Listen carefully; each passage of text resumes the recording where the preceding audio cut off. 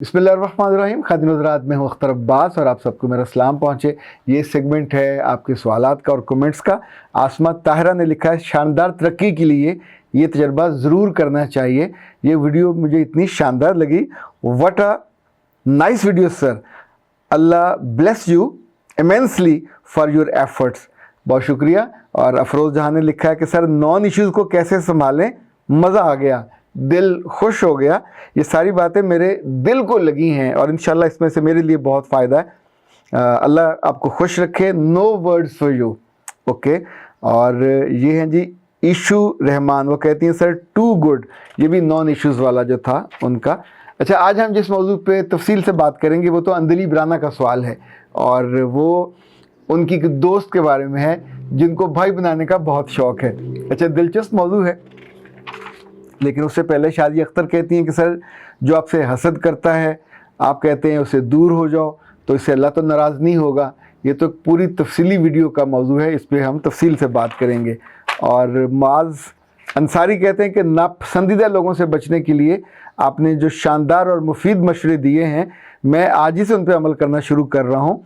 They are very helpful. और doctor Maryam ने जो अपना मसला बयान किया है, वो कहती हैं कि मैं हर बात पे ओवर रिएक्ट करने लग गई हूँ और मुझे सारी रात नींद नहीं आती, करवटें बदल के गुजर जाती हूँ, मैं स्ट्रेस का क्या करूँ। डॉक्टर साहब, ये स्ट्रेस आप पे सवार हुई, आप इस पे सवार हो जाइए। इनफैक्ट जो चीज़ आपके सर पे चढ़ जाए वो आपके आराम को, खुशी को, सोच को, सबको ख्वार करती है। तो आपके कुछ इश्यूज़ हैं जिनको आपको ट्रेस करना चाहिए। इनफैक्ट कोई स्ट्रेस बेवजह नहीं होती और कोई स्ट्रेस अगर रीज़न सामने हो तो इंसान उनको फिर एड्रेस कर लेता है। नसीम ने सऊदी अरब से लिखा है कि मैं सऊदी अरब में हूँ, अल्लाह आपको तरक्की दे, आप अल्लाह की मोहब्बत की और पनाह में रहें, आपकी बातें बहुत अच्छी लगती हैं। और 3 माह से मैं पाकिस्तान आई हुई हूँ, क्यों आपसे मिलने की सूरत बन सकती है? बिल्कुल बन सकती है। आप इफ्तारी पे आ सकते हैं, आप सहरी पे तो मैं दावत नहीं दूँगा। और जो हमारा अगर वैसे गपशप करनी हो और या सेशन लेना हो तो दोनों सूरतें मुमकिन होती हैं। शगुफ्ता ने कहा मैं बहावल नगर से हूँ और मेरी 29 साल उम्र है। मैं एक आउट ऑफ कास्ट देहाती से मैंने शादी की, उसका बाप फौत हो गया। अब 5 साल हो गए हैं मगर वो नहीं आते। मैं खाना तैयार करके बैठी रहती हूँ, वो नहीं आते और कोई जवाब भी नहीं देते। मैं इंतज़ार करती रहती हूँ, मेरी बहुत बेइज्जती हो रही है। वो मुझे कहते तो कुछ नहीं है लेकिन मुझे इग्नोर कर रहे हैं। ये बड़ा मुश्किल मामला है। मेरा ख्याल मैं आपकी आधी अधूरी बात सुन के मुझे इस पर कमेंट नहीं करने चाहिए। किसी वक्त मुझे तफसील से बात अगर आप बता पाएँ तो फिर शायद हम इसको बेहतर तौर पे एड्रेस कर सकें। इसलिए कि याद रखिएगा, डॉक्टर हो या कंसल्टेंट, कभी आधी अधूरी बात, one sided, I don't know वो क्या फ़ील कर रहा, आप लोगों ने उसको हर्ट किया हो, उसकी कहीं और दिल लगा हुआ हो, उसकी मसरूफियत कुछ और हो, उसके टारगेट्स कुछ और हो, तो 100 बातें हो सकती हैं। शीबा ने कहा चक 72 ज़िला अटक से कि डेज़ के दिनों में मैं बहुत बदतमीज़ हो जाती हूँ, तो मैं क्या करूँ? मेरे बच्चे, आप बदतमीज़ी करने के लिए कमरे से बाहर ना आया करो, कमरे में रहा करो। ये 2-4 दिन जो होते हैं मुश्किल के, तो इनमें अपने आप को संभाला करो। इनफैक्ट ये अल्लाह की तरफ से, इनफैक्ट ये तो एक इनाम के दिन हैं, वो इस बात का इनाम कि आपका जिस्म आपको अल्लाह का ये मैसेज दे रहा होता है कि यू आर नॉर्मल और आप अपने उस बुनियादी फंक्शन के लिए आपका जिस्म तैयार है जिसके लिए अल्लाह ने आपको बनाया है। सो ये कोई तकलीफ़ दे और ये कोई ऐसा टॉर्चर करने वाला नहीं है। ये तो ऐसा है जैसे आपको ख़बर मिलती है, हर महीने ख़बर मिलती है कि yes you are perfectly alright, और आपको अपनी सेहत का थोड़ा और ख़्याल करना होता है। उसमें जो वेरिएशन आती है मिजाज में, ये लड़कों में तो शायद उस तरह उतनी नहीं आती, लड़कियों में थोड़ी ज़्यादा आती हैं। और इसके लिए मेडिसिन ना कभी खाइएगा। मेडिसिन खाने से और तरह की आपको कॉम्प्लिकेशन होना शुरू हो जाती है। मैं उस पर 10 बातें आपको और बता सकता हूँ, लेकिन आई वुड प्रेफर कि आप डॉक्टर साहबा से, डॉक्टर नौशीन से बात करके, तो चूँकि ज़ाहिर है आप दोनों जो एक ही, क्या कहना चाहिए, कम्युनिटी के, एक ही जिन्स के लोग हैं, तो थोड़ी कम्युनिकेशन आसान हो जाएगी। वो ये भी कहती हैं कि मेरे गुस्से से घर वाले भी बहुत परेशान हैं और मैं ख़ुद भी परेशान हूँ और कुछ चीज़ अच्छी नहीं लगती। देखिए, जब चीज़ों का, मसले का इल्म हो और उससे उसकी ख़बर हो आपको, तो फिर बचना आसान हो जाता है। उसको थोड़ा अपने आप को आपको करना पड़ेगा किसी जगह पे महदूद, और इन दोनों में ज़रा राब्ता कम रखें अपने में। को पढ़ने का अच्छा काम ले लीजिए, टीवी देखने का ले लीजिए, इन दिनों आप इबादत नहीं कर सकते तो कुछ ऐसा काम जिसमें घर के आप कामकाज में अगर दिक्कत होती है तो अंदर से किचन को कुंडी लगा लें और आप काम करते रहें। तो शाम को तो आपने सारे मुकम्मल काम ही देने होते हैं, आपको यही होता है ना कि मुदाखलत कोई ना करे, मुझे कोई कहे ना, वो बुरा लग रहा होता। ओके जी, अब आते हैं अंदलीब राना के बहुत इंपॉर्टेंट सवाल है। वो कहते हैं कि मेरी दोस्त है, कॉलेज से मेरी दोस्त है, अब हम यूनिवर्सिटी में हैं और उसे भाई बनाने का बहुत शौक़ है। ये बहुत बड़ा मसला है, पहले तो इतना बड़ा मसला महसूस नहीं होता था, लेकिन वो भाई बना के सीरियस हो जाती है और इस बात को समझती भी नहीं है। कई बार इन भाइयों से धोखा खा चुकी है, मगर हट की पक्की है और वो कहती है ये सिर्फ मेरे मुंह भोले भाई हैं और मैं इनको कैसे छोड़ सकती हूँ।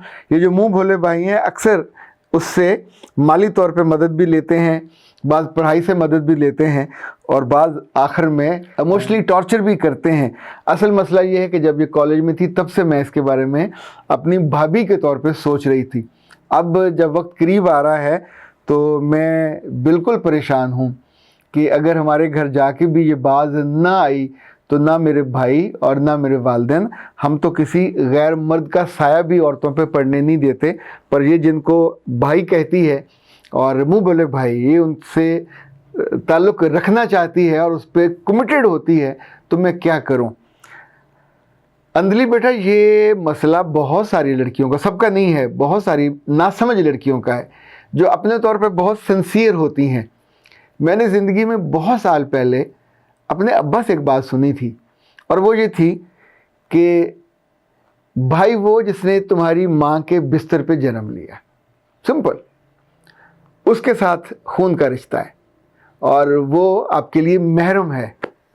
बाकी हर, चाहे वो चचा हो, चाहे वो ताया हो, चाहे वो उसके सिबलिंग्स हों और या ये जो क्लास फेलो हैं, चाहे आपके टीचर हों, देखिए हैं तो आपके लिए गैर महरम।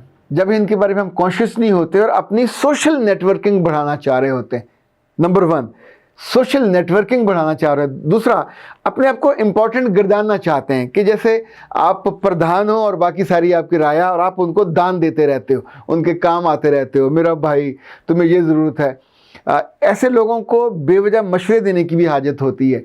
तीसरा, इन्हें अपने घर की हर बात और हर राज दूसरों को बताने की आदत होती है। ये अपने घर के दुश्मन होती हैं। ये घर की कोई बात, इवन मैं वो पंजाबी में तो बहुत अजीब सा मुहावरा बोला जाता है, मैं वो नहीं बोलना चाहता, लेकिन ये सब ये करती हैं। अच्छा, ऐसी रिस्की लड़की के साथ उसकी काउंसलिंग की भी ज़रूरत है, उसे समझाने की ज़रूरत है, उसका पूरा माइंडसेट बदलने की ज़रूरत है, क्योंकि ऐसी बच्चियों को हमेशा धोखा होता है। ये जितने मुंह बोले भाई हैं अंदर से ये जानते होते हैं कि ये क्यों मुंह बोले भाई हैं। इनमें से बड़े आसानी से कुछ अरसे के बाद ये रिश्ता ऑफ़र कर देंगे, कुछ अरसे बाद जिस्मानी ताल्लुक़ ऑफ़र कर देंगे, कहीं ना कहीं आपको वहाँ से तकलीफ़ पहुँचाएंगे जहाँ से आप तो नहीं कर रहे होते, फिर आप सर पकड़ के बैठे रहते हैं। बहुत सारी बच्चियों के जो खानगी मामलात हैं इन भाइयों की वजह से बर्बाद हुए। शादी के बाद ज़िंदगी लड़की की ऑल टुगेदर बदल जाती है। अभी आपकी दोस्त है, फिर ये आपकी भाभी हो जाएगी। अच्छा, भाभी वो है जिसने आपके ख़ानदान को आगे लेके चलना है, जिसने आपके भाई के बच्चों को जन्म देना है, तो उससे इज़्ज़त, गैरत और आपके घर का नाम जुड़ा हुआ होगा। कोई मर्द ये तसव्वुर नहीं कर सकता कि किसी उसकी बीवी का कोई class fellow, male class fellow, उसकी इजाज़त के बिना, अच्छा कभी अगर आना होगा तो वो फैमिली एक टर्म्स होंगे, कभी को मर्द या क्लास फेलो पुराना, वो जितना मर्जी भाई हो, जितना मर्जी दोस्त हो, जितना मर्जी आपका मॉनिटर और क्लास का रहा हो इंचार्ज और सब कुछ रहा एक्टिविटी, वो अलाउ नहीं किया जाता। यानी जब भी आप उसको डेविएट करोगे, जितने बड़े बड़े घरों में इवन हर क्लासेस का फ़र्क है, लोअर मिडिल क्लास में 0, मिडिल क्लास में 0, अपर मिडिल क्लास में को 5-10% और एलीट में ये 25 से लेके 100% तक अलाउ होता है। पर वहाँ हमेशा यही लोग रिश्ता, अच्छा वहाँ जो एलीट में तो जो भाई नहीं बनाते, वो वैसे ही दोस्त होते हैं। तो ये भाई बनाने का जो मर्ज़ है लोअर मिडिल में और मिडिल तक होता है और इनकी वजह से रिश्ते फिर टूटते हैं और इनकी वजह से ख़ानदान बर्बाद होते हैं। आप बाद में फिर अपनी माँ का भी गिला आपको आएगा, भाई का भी आएगा, किसको उठा के ले आए हो, किसको मेरे पल्लू से बांध दिया है। तो अपना चॉइस ज़रा रोक लीजिए।